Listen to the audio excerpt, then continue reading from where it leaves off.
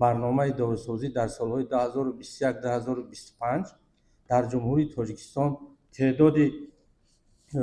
теъдоди муассисаҳое ки бевосита ба истеҳсоли дору ва амалҳои тиббӣ машғул буданд 58% ва номгӯи доруҳое ки аз ҷониби онҳо истеҳсол карда мешавад 66% зиёд карда шуд. ҳамзамон дар доираи татбиқи барномаи мазкур ба хориҷи кишвар дар ҳаҷми 233,6 миллион сомонӣ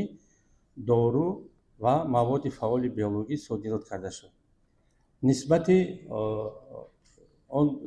ҷамъияте ки шумо гуфтед, ҷамъияти дорои масъулияташ маҳдуди молекула, дар ҳақиқат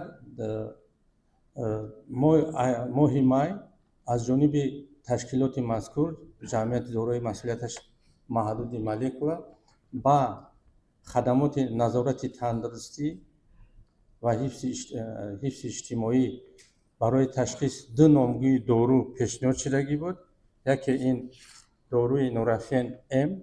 ва дигаре доруи амбровен экстра. ва дар натиҷаи ташхисе ки дар озмоишгоҳи хадамоти назорати давлатии тандурустӣ ва ҳифзи иҷтимоии аҳолии ҷумҳурии Тоҷикистон гузаронда шуд, муайян карда шуд ки ин доруҳо ба талаботи стандартҳо ҷавобгӯ нестанд ва расмиёти минбаъдаи он аз ҷониби хадамоти мазкур манъ карда шуда буд.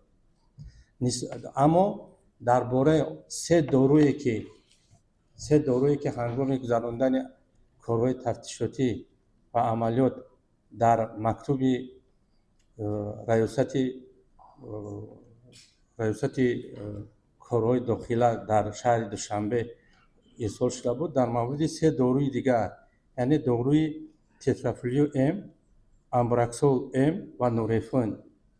маълумот дода шуд ки ин доруҳо аслан истеҳсоли ширкати Rexit Baxter Healthcare Британияи Кабир мебошанд ва дар натиҷаи санҷиш муайян гардид ки ҳар се ин доруҳо